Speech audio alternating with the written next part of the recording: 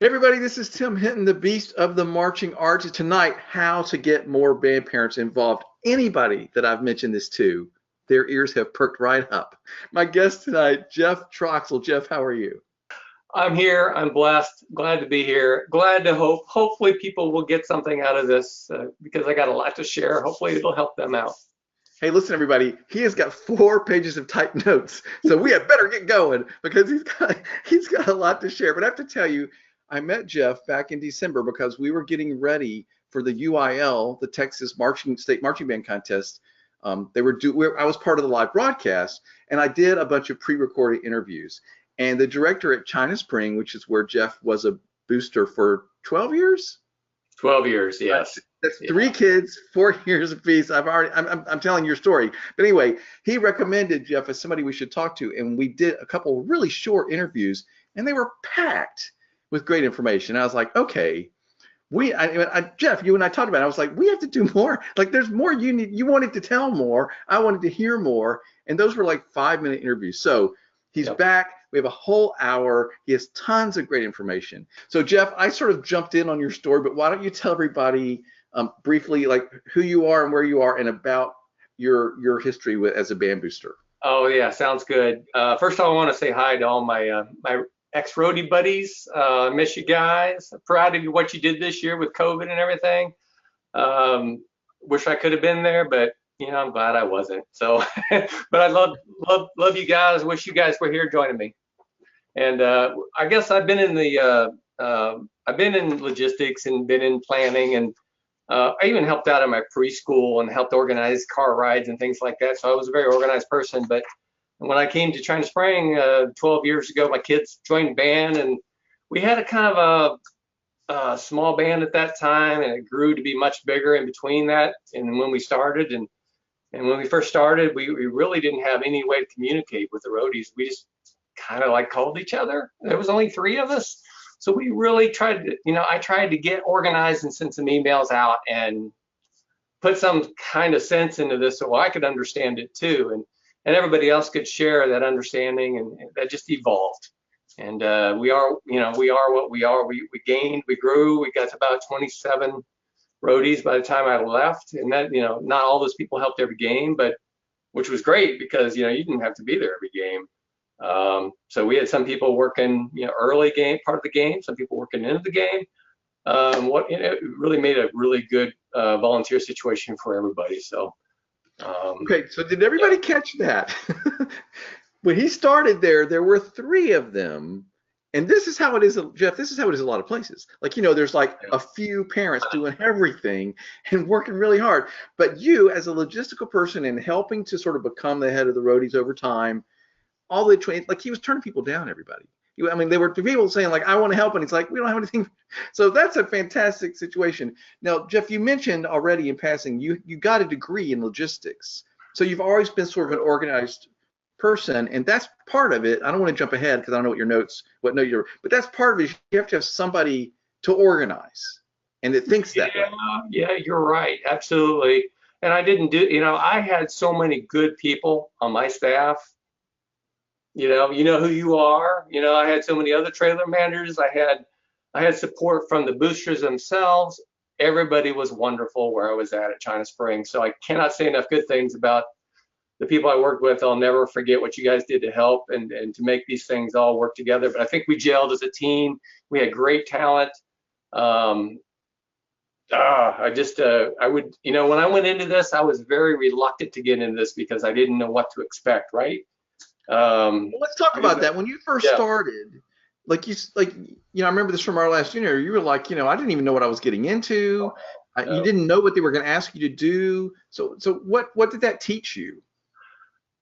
It was the best lesson of all because I knew what it was like to come into this cold with no experience whatsoever and try to make sense of something that I really didn't understand at all. So I had a good feeling for what it was like for those freshman parents coming in, wondering on freshman orientation day, what is this? What do you guys do? What are contests? Totally cold. I understood what their confusion was, and I knew how to kind of wrap my head around it and give it to them and share it with them.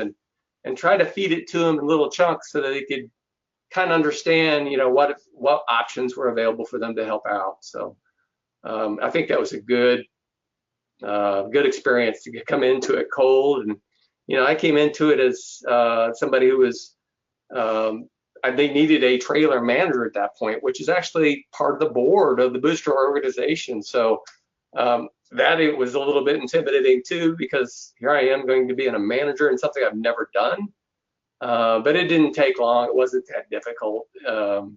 And people were really good at helping out. And so it went a lot better than I expected. I will never, ever regret the time I spent helping this band, because I learned so many good things about this, and I'm anxious to share some of them. So Good. Well, where do you want to start? Like, you have a lot of notes. all So, right. like, what's the first thing that you have written down? I'm interested to see where you're thinking we should start this discussion. Okay, Tim. Yeah, the next thing I really want to go to is it leads right on to what we were just talking about, and that's why I wanted to be a trailer manager. I was asked cold to be a trailer manager, and I didn't even know what it was.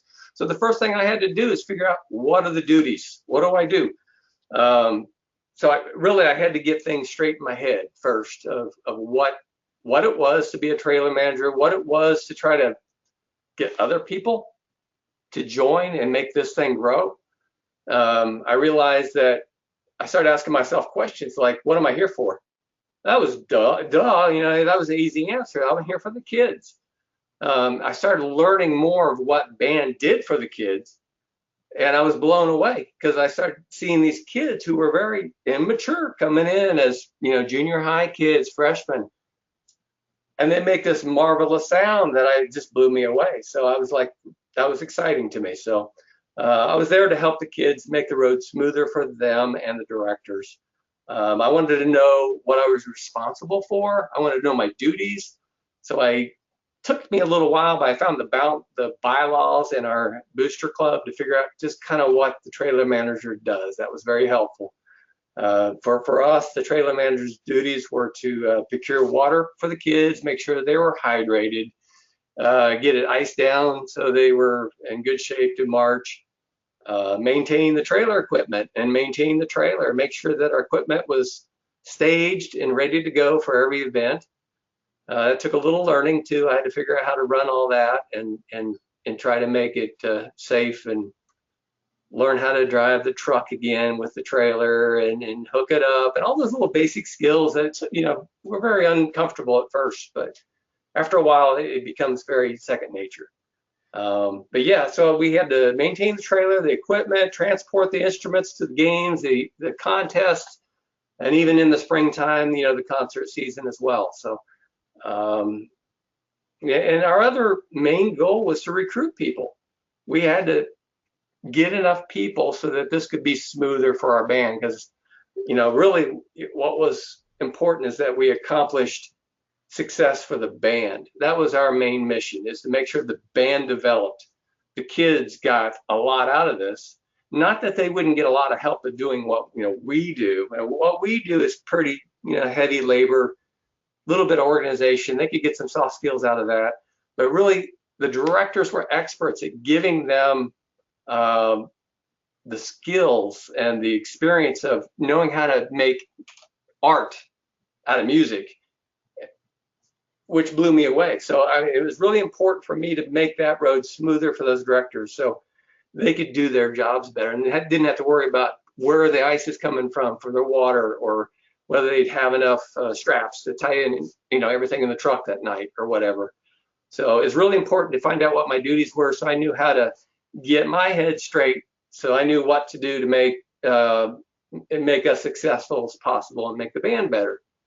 So I helped define my personal role along with these official roles in the boosters, unofficially, which I didn't expect, but we were working side by side with these kids who were not mature yet, but they needed to be boosted, and that's what our club is. It's a booster club. So I felt like it was really important skill, or not skill, but a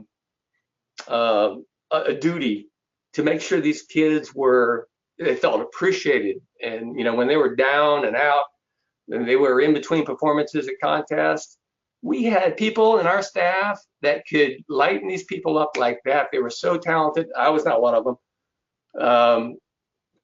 Here's an example of one guy that I love. This guy's name's Jeff, and he was a motivator for the kids. Everybody loved him. I don't know if you can see that okay, but he coined the phrase Cougar Band, which stuck, and everybody kind of, you know, that was the cheer of the Cougar Band, and I'll tell you what, the kids loved that.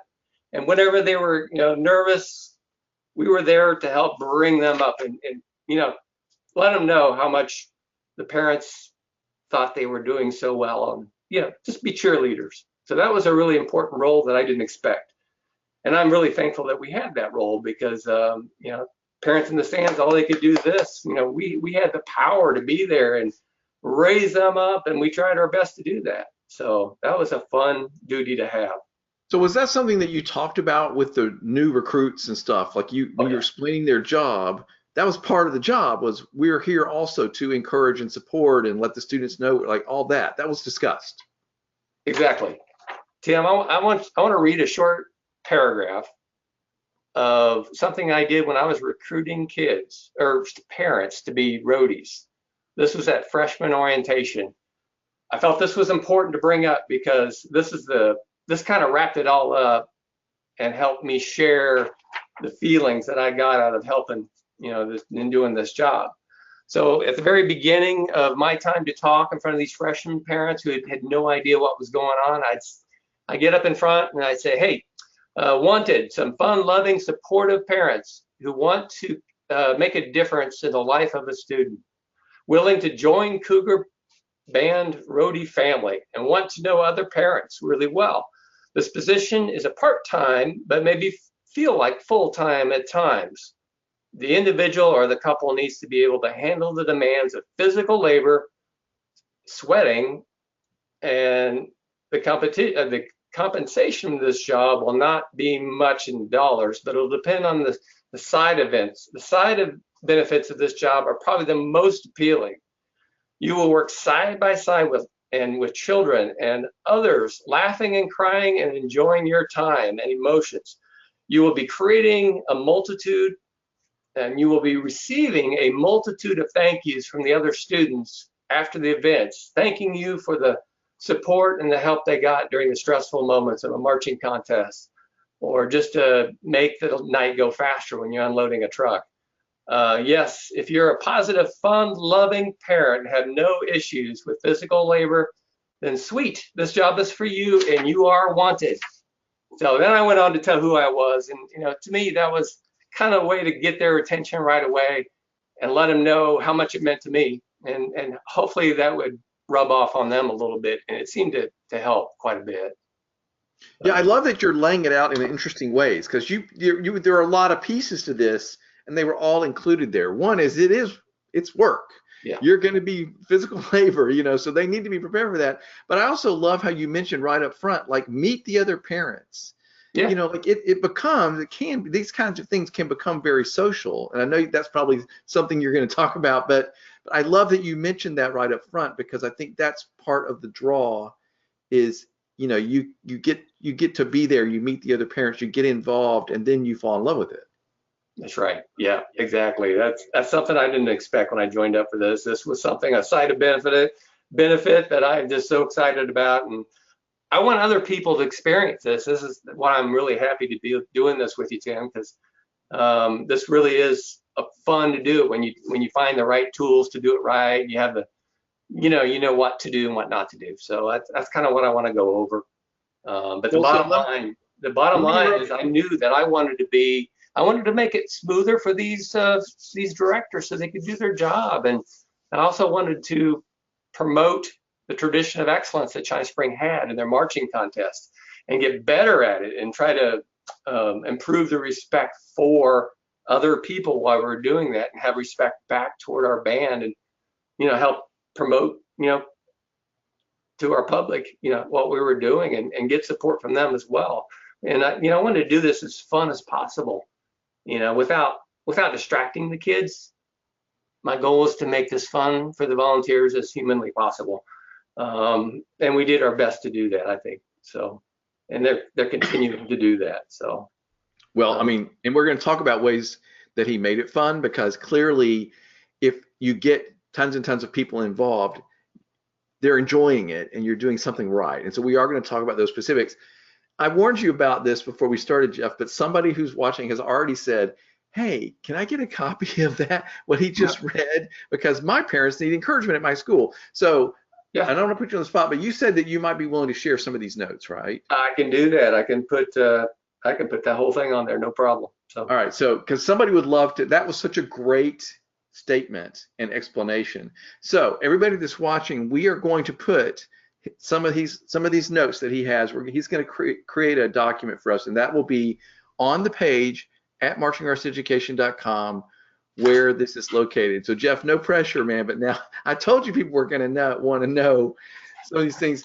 yeah, Not to get off the track, but I think that's awesome. You know, and I got to tell you, as a band director, like the idea that I don't have to worry about the equipment being handled well and being where it's supposed to be at the right time, like that is giant for me, because I am trying to deal with getting the students ready and getting, preparing the show and all that other stuff. right. So the role of these parents, and especially this, taking care of the equipment, getting it moved and around and in the right place, that's big. Yeah, yeah. And it is so big that at first, when we first started doing this and our organization was kind of small, we didn't get a lot of information from our director because it hadn't been done before. I'm not blaming our first director. I'm just saying that it hadn't been done before. And we kind of had to read the mind of the director. And that evolved to the point where the director was feeding us information by sharing Google Docs with us, by calling us and letting us know, how we can plan our roadie organization based on how our students, timeline is coming. So my timeline got more accurate and more informational as it went on, so that it really made it helpful for people who were trying to follow along and catch us in the middle of an event, who were late from work getting there. They knew right the timeline where to be and what time to be there. So yeah, we got a lot of good information from the directors, and I highly recommend that, because that really helps for me as a manager to help organize all these people who would like to help, but they can't be there at a certain time. So it really did help. So you had to build that communication and talk to the director and explain to them how it would help them and you. And then the directors learned, hey, this makes my life easier if I have this extra communication, if we do figure out exactly what the schedule is. So that was something that you built over time as you started figuring this out. That's true. Yeah, that's very true. It got better and better over time. And that's the whole thing with all this. We didn't start off this good. We just got better and better as we did it, because we kept having some after action reports and tried to talk to our people and say, well, we work better for you. And finally, we got to the point where it was almost automatic, because we just go, the timeline was automatic. We'd go get our information. I plug it into my planning organization emails. People would expect that on Sunday night or Monday morning whenever I got that done. And we would able to start filling in duty roles right there. I mean, I have an email example that I have here that might be helpful. But I had little slots there for each duty, and that included like water prep, very beginning. For those people who had to wake up the next morning early, they could come in and help with waterproof at 4 in the afternoon. So I got those people to come help out. We had people coming in doing ladder duties. We had prop duties and carpooling, and I'll go on with that later. But getting all that information was essential for knowing, where to park the truck. When we first started this, we didn't know where we were supposed to be. Sometimes we didn't even know whether we were a home team or away team. So we didn't know which, side of the stadium to park on. So I don't know. It just seemed to get better and better as time went on, and we couldn't get as good as we got unless we earned the trust of the directors, and they fed us the information pretty nicely, so that helped.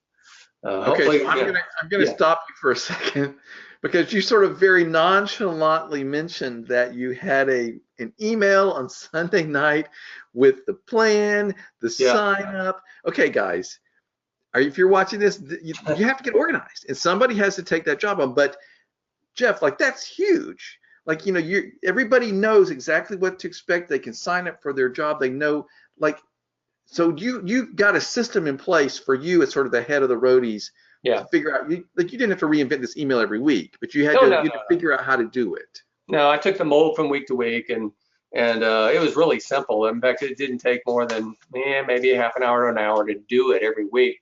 But I would do it on a time frame of every week. So if we had a game on Friday and a contest on Saturday, I would combine that email with those two events. But otherwise, it'd start fresh and new on Sunday. And really, we set these slots out. What's available? We only needed 4 people for ice prep. First person to respond back to my email got the role. And it's amazing that a lot of people wanted to help. They wanted to be a part of this, and they would reply regularly. I think I asked for that, and they gave it to me. So I really appreciate the help I got with those people trying to help out and be selfless. It was awesome. Okay, so weekly communication at the beginning of the week, Sunday Yeah, night or Monday morning, they know they're going to get an email. Here's the schedule. Here's the jobs we need. You can sign up, so that you weren't waiting till the last minute. That was all organized early in the week. I love that idea that everybody knows what to expect.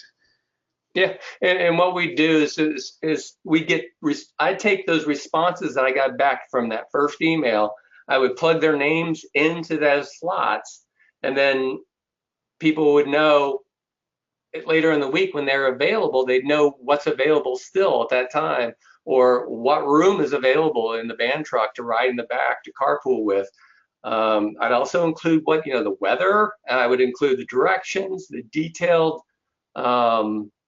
arrangements of where we would be parking.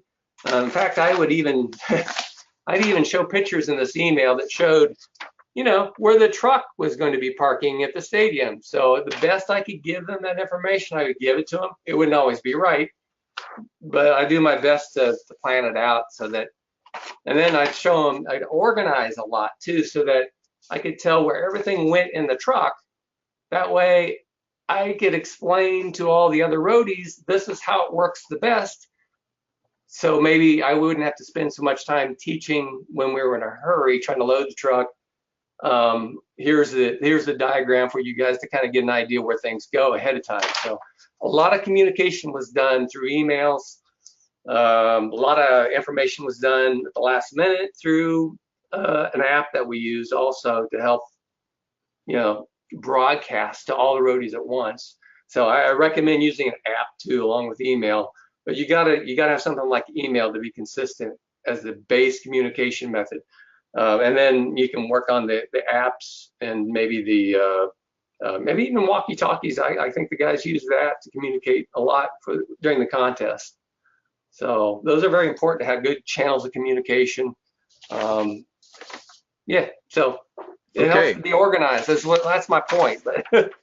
Right. But, so he's clearly organized. There's maps of where everything goes in the truck. There's maps of where they're going. All the information is there. So nobody has, also, they're not all like coming up to you, like asking those questions. You can just say, hey, everybody, it's in the email. Yeah. I've had band directors tell me this too. Yeah. Send out the information, and then you can go, hey, you can refer to last night's email. Oh, yeah. Yeah. I mean, I even got the schedule for the next game coming up. But the first thing I got to say, the first thing I put on this email every week is glowing thank yous and appreciation for what happened the week before, what we learned from the week before, what to expect from the week coming up. Before I even started the facts of this trip coming up, I had to tell everybody that we did a great job doing this. We did this better than ever, or whatever it was that we had to do that week to improve on. I tried to pay attention to that and pass it on and pay our roadies, in compliments, and whenever I got an opportunity to pay them, like at a band meeting, you want to stand up and say, hey guys, I am so happy and proud about these guys who work. these guys stayed up late doing this. These guys did extra duty getting ice when I wasn't there. They took the initiative, and anytime you can pay these guys with recognition, I mean, it helps me. I know it, if I could pass it on to my people, that would be really helpful. So definitely pay your people in compliments. So. All right, everybody, that's probably the most important thing he's going to say this whole evening. So I want to highlight this. People love to just be thanked. Yeah. And just make sure they know they're appreciated. So he, is the head of this group of roadies, makes sure every chance he can, they all stand up and everybody applauds, or he says a thank you to them. The students need to be saying thank you. The directors need to be saying thank you.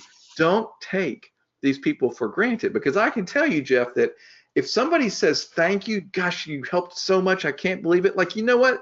I'm more likely to want to come back next week. Yeah. Yeah, I mean, and they were getting it from the students and directors also, without me being a part of it. The directors were so good about emphasizing that the students pass on their thank yous to the roadies. And you just wouldn't believe what that would do to our motivation when we're sweaty and hot and our backs are sore and everything. That was our biggest payment that we could receive, is the compliments from and thank yous from those students. So we appreciated that more than anything, I think. Somebody asked about GroupMe. Was that the app that you used? Yeah, we use GroupMe. I'm not sure if that's the best app. My daughter recommended that to me, and I started using it. And so that's one of the ones that somebody could consider. Oh, absolutely. It works. It's what we use. So, I didn't use all of them. I just used that app. So I don't know if it's the best one, but it worked really good for us. And I think they're still continuing to use that app quite a bit. So, yeah, that was a really good way to reach everybody all at once. It's like being on a community line where everybody could see everybody else's comments, instantly. Back when we first started, text messages were limited to like 10 people. So we needed something like an app to do that, and this did it really, really well. And I highly recommend it for other bands. So yeah, a lot of bands use those apps because it's also very transparent and everybody's on the same system, and it just sort of things. So we have some other people asking questions. Everybody keep typing those questions in. I'm going to get to them, but Jeff, I don't want to stop you yet with the questions we have. So what's the next thing you wanted to say? Well, first of all, I'd like to not forget to mention that it's important to gain the trust of the school administration and the directors, and what it did for us by making sure that we left things better than we found them, i.e. the equipment truck, making sure the gas was filled at the end of the night, getting it back in position, getting all the trash out of the truck at night, following their rules exactly or even better than expected, I think really made it so that they were more responsive to us and gave us more support. I just can't say enough good things about what this school did to help us be successful. So make sure you prioritize trying to make the school board and the administration office happy about what you're doing, so that they understand that we appreciate what they do, so they can help us do what we can do. Well, another thing we had to do is we had to do security checks on people before we brought them into our organization. We had to make sure their backgrounds were good. And that was a requirement from our school. That was every school I think in Texas does that. I'm sure it's everywhere. But I made that a priority because I didn't want anything disastrous to happen to our kids or organization. So we made sure we got those done properly and quickly. Once we got that out of the way, we moved on and started having some fun. So we took care of business first, and I think that made everybody feel more at ease with what we're doing and who we're working with. So that was important. But I just got to reemphasize, always do things better and leave things better than you found them when you're using, public property and school equipment. That was very key. So you want them to trust you with that again. Yeah. It's like drum corps talk about when they go into a school and the school's letting them stay there in the summer. Yeah. They need to leave it pristine, or as you said, even cleaner than when they found it. Then that school is more likely to let them come back. So but I think you're right. People don't always think of that. Well, it really helped. When we first started doing this, we had an old Dodge pickup. I'm not knocking Dodge, but it was old. And we had a hard time getting in reverse. We had a hard time moving that trailer. And it just made it so much easier when they felt comfortable with us and they let us use a brand new truck. And it made our life so much easier. We had air conditioner that worked on a regular basis. It was smooth. We could bring those other roadies in there and had we could haul 6 people in this one truck.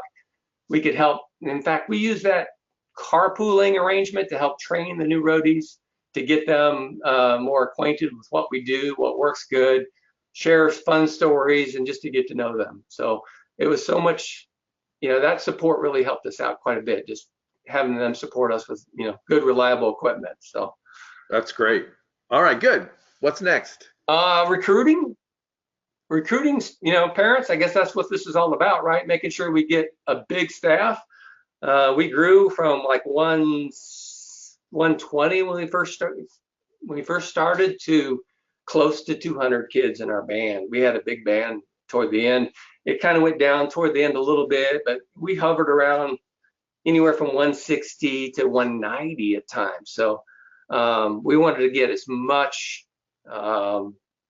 support staff as we could to help make it easier, so that everybody didn't feel like they had to be there for every game or every part of a game, which made it easier to recruit people because you didn't have to be there every game. So for me, I wanted to be there every game. I didn't want to miss one because I enjoyed it so much. So so that was not a problem, but it was really good that when people were, had to be somewhere else for family reasons or whatever, we had other people to step in and fill the gap. And that's why we also emphasize trying to cross-train these people so they can all handle different jobs and they feel comfortable with it also. So the recruiting was done with those, freshman orientation was the first thing where I read that statement earlier.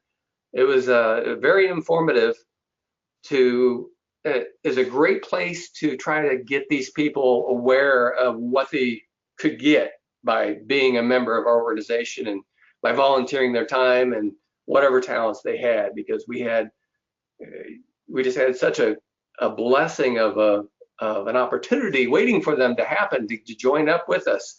And I want to make sure that they understood that, because they would never regret it. So anytime that they could jump in and help out, we would appreciate it. I wanted them all to know that if they were willing to give us some time, we were willing to accept whatever efforts they could give us. So recruiting was number one. I think it was something that we did year round. I tried to do it at different events.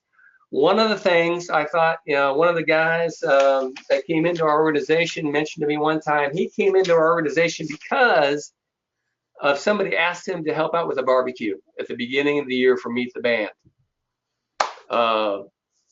So he jumped in there and he was really good at barbecuing, and then he would fall in love with the band. He became one of my fellow trailer managers. And Jimmy, if you're listening, I appreciate your help. You were awesome, and I'm glad that you were there for the barbecue, because getting involved in things where you can and get to know the other roadies and be a part of things were very useful at recruiting. And any time that you're standing around a football game and you see some people waiting for us to unload the truck, all the other people were busy unloading the truck, and I would go over and say, hey, you want to help? You can help by doing this. It would make this job go faster. You're welcome to join in. We'll get you set up as a roadie if you want to. Oh no, I'm too busy. But they kind of liked that, and never take no for an answer when you ask somebody to be a roadie. Just give them time to think, because a lot of my best recruits came from people who said, I'm too busy, I can't do that. They turned out to be some of the most dedicated roadies I had. So just never give up on these people. Try it once, call them back and say, hey, we could still use you. This is where we think you would be really good. You have great talents at doing this. If you can identify them, get to know them, figure out what they're good at. It didn't take long for a lot of people to change their mind and say, yeah, I really do want to be a part of that. I really do want to get to know my kids' parents and friends. So it was a very powerful statement for for So us let to me get. let me ask you about that, because when we talked before, you Yeah. mentioned that you thought it was really powerful to make a phone call. Oh yeah. In other words, you want to get to know the person and you want them Sure. to get to know you, and you reach out to them personally. Yeah. What tell me about that? I'd be glad to.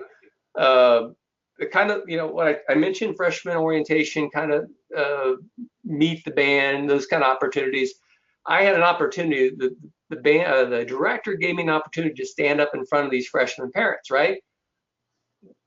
The first impressions were very important. Um, Reading that statement, going on to tell our history and what we're all about and what our purpose and goal is, it really engaged a lot of people. And for those people, I prioritized them so much that I would give them a handout that briefly sets out, what our duties are. I gave them my phone number, my email. I wanted to make sure that they had my information in a handout. So be prepared when you go to recruiting to make sure that you have all the preparation you need to get this people to feel comfortable. So Put you something give in them a their hand. handout. Yeah, Yeah. You you put give them a something in their handout. hand, a handout. Oh yeah, give them the handout that kind of summarizes what you do. Save the details till later on when you start feeling like they're more comfortable being a part of us. That'll come in an email later. I'll explain that, but give them a little handout. Collect their phone number, collect their email, uh, go home that night, put them in your little group email, and send out a message to them saying, this is what we want you to do. We want you to be here for this and that. Can you share any of your time? And give them all the facts in that email, so they understand exactly what they're signing up for. They may have so many facts that they don't want to read it all, and that's okay. They can pick out what they want, but at least they feel comfortable knowing what we're about and what we do. Um, so, and And it then also and then helps you would verify. follow you would, and then you I'm sorry, and then you would follow up with a call sometimes. Yeah, absolutely. I'm getting to that. The call would come. I'd call each and every one of them that night. I would try to get a hold of them, try to find out what their constraints, their timing would be, what they could give to us. Try to figure out who their family was, whether they're single, not, to find out whether they have availability to be a part of our group. Um, Try to just get to know them better. Um, that really made it, I think, a powerful statement when they get a call from somebody saying, "Can you help us?" Because that's how I started. Um, I really felt like when somebody calls you and asks you, "Can you help? Can you do these simple tasks?" It's hard to say no. Okay, it's just, to me it was.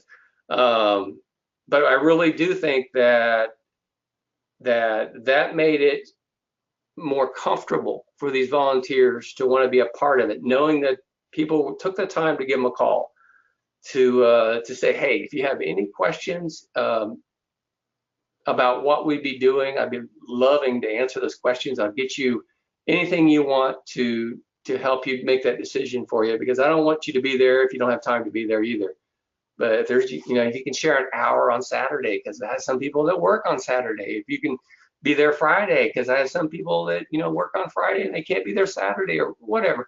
So I knew what they were available for, so I could call them up when we needed people. So yeah, calling was very powerful.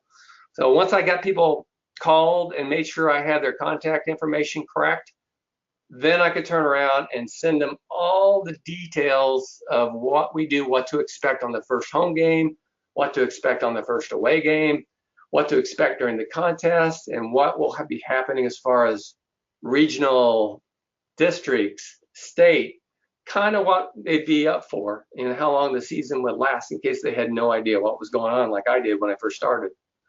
So, and I would not give that to all the other roadies because they know what's going on already. I would send an orientation email to just the freshman parents.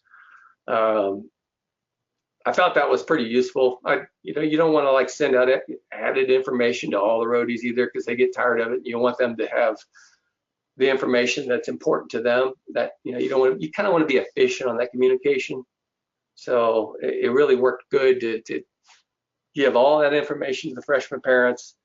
And then I tried, when they confirmed that they wanted to be a part of this, I would introduce them to the rest of the gang, the rest of the roadies, and make sure that the roadies could get to know who they were. So they felt more comfortable when they met each other the first time at the games.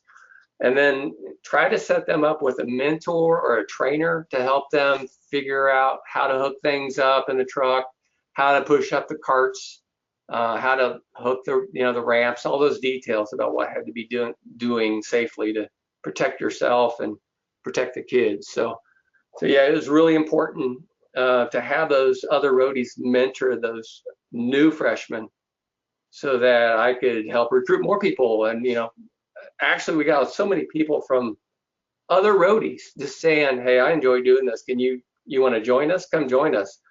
That was awesome too. But yeah. So somebody asked the question that there are some jobs that are sort of more fun than others, or that they have certain jobs that they can get parents to sign up for, but others that nobody wants to do. How do you deal with those kind of issues?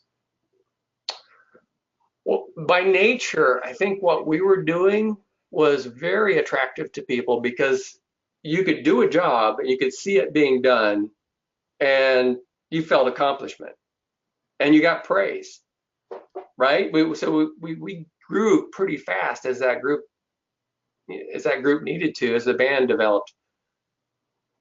But I have to say that a lot of people love doing this so much that we would encourage these extra roadies that we collected to go into other jobs like concession, helping out cooking the fries that night at the home games.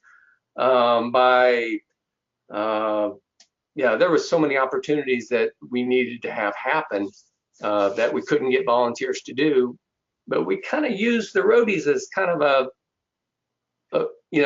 thoroughfare for them to bring them in, learn the jobs, and then see if they could help out in other areas of the boosters. I think that happened quite a bit actually. So we also had people going over to be bus chaperones from the roadies because they couldn't find enough people to help. So they would do both jobs. There'd be a chaperone on a bus. They would come back and be a roadie part of the game, and they'd ride home on the bus and be there for unloading. So they were doing double duty. Some of those ladies were awesome. Some of the guys that did it were awesome. Using their talents where we could was very important. How about like things like concessions? Is that something that your band did? Concessions, I thought we had some up and down times with that, but I think overall we had some pretty good results. Some of our other organizations weren't very good at doing this, and I understand why. I'm not going to point my finger at anybody, but they really didn't make it very fun. I mean, you walk into a concession stand and you felt like an outsider. I mean, you don't want to do that. You want to bring everybody in and give them the training they need to feel comfortable and do the job right. Okay, so you've hit on what I think is the most important point, and that is that there is a way to make any of this stuff fun. Whether you're doing concessions or you're making French fries or you're loading heavy equipment. And this is the key. And I've had directors say to me before, like, we needed a bunch of parents to help build a prop, and we turned it into a potluck dinner, and everybody came and we're eating. And so they're getting the work done, but they're also making it social. They're making it fun. So let's talk about this part, because I think this may be the most important thing. How do you make any of these jobs fun? You've said, for one thing, bring people in, make them feel comfortable, have somebody help that knows how to train them so that they feel like they know what they're supposed to do. How do you make it fun? Well, I think make them feel like they're on a team, first of all. If you're uncomfortable, make name tags, make badges so they can get into the games for free easier when they're wearing a big old name tag on their lapel. Make them wear t-shirts. We had really cool t-shirts made, for our roadies. I thought they were cool, dry fit shirts, that made them feel like, hey, those are the guys that work hard on the roadie staff. Okay, wait. I'm going to interrupt you. Don't lose your train of thought. Okay. Band directors, spend the money on the shirts. I am telling you, if the concession crew has their cool, fun shirt and they're all in them and they're part of a team, Yeah. that is really important. The roadie should have an outfits or shirts. The concession, every group spend that money because it makes them feel like they're part of the team. You know, I think it's like color guard groups. They should Yeah. all have the same shirts for practices. They're suddenly part of a team. They're wearing them to school. So I didn't mean to interrupt you, but Oh, this you're is good. Yeah. really, look, you've got the shirt on. Absolutely. I'm still proud of it. So So I didn't mean to interrupt you, but like that is, you're talking about making them feel welcome, making them feel part of a team. I've yeah. got my cool shirt on. Everybody else has their shirt on. We're all having fun together. Keep going. It's so important to make them feel comfortable. You were on it. And we did this by having people train them and taking the time to mentor. If you did that at a concession stand, I don't see why that wouldn't work. I mean, it's not difficult work. It just needs to be done in a comfortable way so people feel like they want to be there. Right. But if I'm going to sign up to do the concession stand, I need somebody to say to me, listen, this is not that hard. We're going to make it fun. And Jody is going to be that, she's going to show you the ropes and we're going to walk you through it. You know, you tell me that, Yeah. then I'm probably like, okay. But you know, if I think I just have to show up and I'm not going to know anybody, I don't know what to do, I'm not going to show up. So like it's that communication and making them feel welcome, and we're going to help you. Keep going. Okay. All right. Well, again, you need to train your volunteers. I want to say that over and over because if they start feeling uncomfortable, they won't show up the next week. They won't, you know, if you ignore them, if you don't know they're there, they won't show up the next week. They got something else where they can get fed, where they can get paid real money. But, you know, sometimes they don't get paid, you know, they don't get real good feedback from their work. So the only good feedback they get is from trailer managers and roadies saying, we appreciate you being here. And that gets them there the next week, you know, because they want to be there and hear that. They want to hear those thank yous from those kids. They want to know that stuff. So important to train these guys and make them feel comfortable. So I hope you can feel that I'm still enthused about this. I wish I was still doing it because it's very exciting work. So and it is an opportunity, not a burden. It really is. I got paid tenfold for the work I did, even though there was no money exchanged. Seeing these kids grow up and seeing these directors get the most out of these kids, and then seeing what they do after they graduate was, you know, that blows my mind. You guys are so talented. I appreciate everything you guys do to these kids because I don't know how you do it. I really don't. I'm just glad that you're doing it. We're talking about getting to know each other, feeling Yeah. appreciated, getting a shirt so you feel like part of the team. Like this stuff is key. I was sitting here thinking, not to get off subject, I was sitting here thinking I did some volunteering for a friend of mine who was running for an office. And that's what we did. Like when the volunteers met on Saturday morning, they gave us shirts.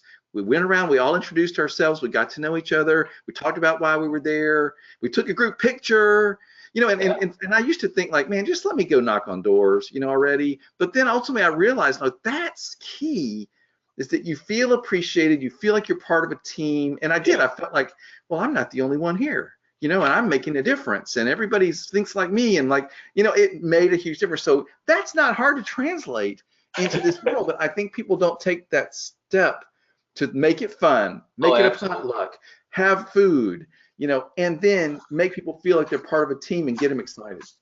Absolutely, absolutely. So here's an example. Here's a picture of us. We would take, at the very beginning, we did this to help make our organization grow quickly. Here is us bringing like contraband to these games. I mean, it was our favorite dessert recipe, whatever it was, salsa and chips. We're at a game. We're at a football game. We've done all this hard work to get there. Let's celebrate and have some good food, you know? So we would have that. We'd have some people bring ribs and we put them in the back of the trailer when we had access to that at the games. Desserts, whatever. So everybody would kind of take turns for a while trying to bring some of their favorite recipes. That was fun. It got people engaged. They want to add to that excitement and bring, you know, that their favorite recipe so they can share it with everybody. That's a real social event. And then this was very useful. At the end of the year, when the football games were over or the last contest was over,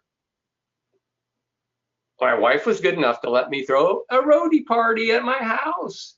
And we brought all the roadies in and we gave away awards for the senior roadies who are leaving, give them some recognition. The trailer manager that was there, I worked with the very first season, I made him a model truck for him to take home and put on his mantle. Tracy was a pretty good guy to work with. All my guys were excellent guys, Jimmy, all these guys. But and then look what they made for me when I left. I got a truck in return. So so we went from that little trailer to this big semi in the years we were there, and it's just such a good camaraderie to have those parties, get to know them outside of a football game. And we had so many resources. People brought in what they could, and we play games, we play, have a good time, get to know each other's families. The families were invited too, so all the roadie kids would know each other, so it really was a good network. So we didn't do that as much toward the end, but the parties were getting bigger, there was more and more people, so we kind of cut down on that a little bit, but it really helped to grow our roadie group. So I'd highly recommend that.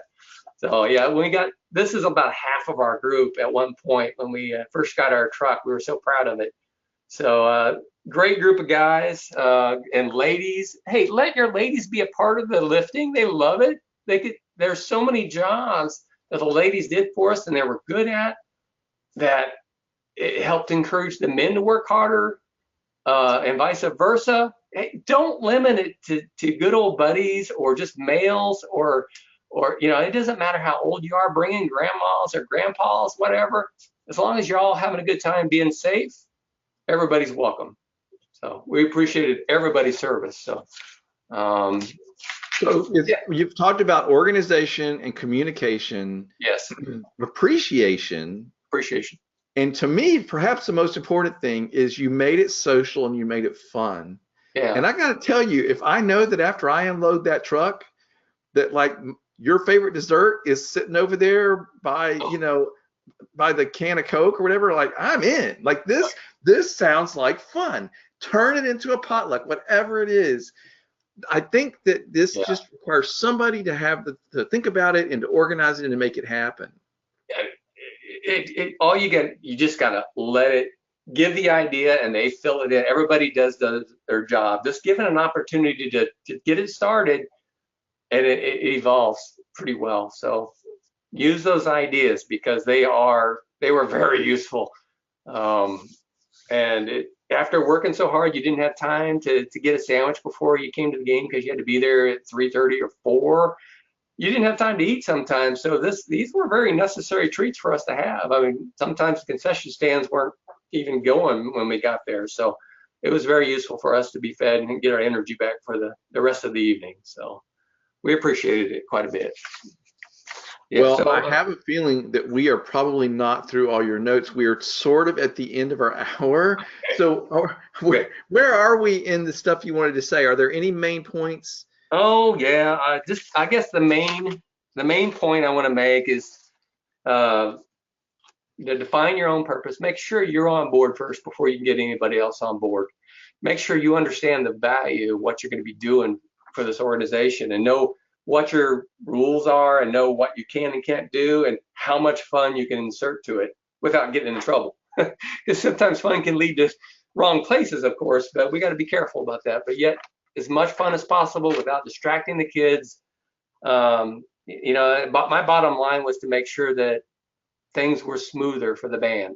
That was my goal, to make sure that that the excellence could continue and these good kids could develop to the point where it blew my mind. And I felt like it was exciting that I had a part in that, and that every one of my roadies working for me also had a part in that, and that we could be proud of that, because these people are not probably in band right now. They probably, a few of them became directors, but they kept those memories with them, and they're using those skills that they learn from music expression, the skills of creating music and blending with other people. all those skills they carry with them, so they're better on teams, they're better at presenting, they have a better step in whatever they decide to do in the future. And that, to me, that was really exciting that we could help get those kids, experience in something they could never do other than doing it. So I just appreciate band so much, because a lot of these schools are getting so big that they can't get all these kids in an activity to keep them busy. Well, this school I'm proud of was able to get every one of those kids involved that wanted to be, learn how to play music. They didn't kick people out and say, you're not good enough to be on our marching group. They brought as many people as they could into this group so they could have that same opportunity, which I thought was great. I thought that was worth it for those kids to have a chance to get some of those skills and try out their leadership skills and whatever else they needed to work on. So, and that to me was the most important thing for me to do, is to make sure that everybody felt loved, everybody felt needed, and that those kids were able to develop in a way that it blew my mind. So really, really rewarding work. I'd never traded any of those hours sweating in the truck. I always respect all those memories, those people, those relationships. Those memories will last forever. So highly recommend you do some of these things. I'll put some papers up on the the board for Tim to share with you guys, and hopefully you can get something out of it. And if I helped anyone here tonight, I'm happy. I did my job, because I just feel like I had so much to share. I appreciate it, Tim, for letting me do it. You've been wonderful, and I love that you're ending with this really important message, which is, as much as we're talking about making it fun for the parents and social and how to organize and everything, but the bottom line is what meant the most to you, if I'm understanding you, is you were making a difference for the kids. You were helping them be able to have the experience that you saw was so valuable for them. That is the real reward. Yeah. And I think I'm sure you reminded your whole volunteer team and all those parents, this is why we're here. Look what your students are getting out of this. We're making that possible. That is very rewarding.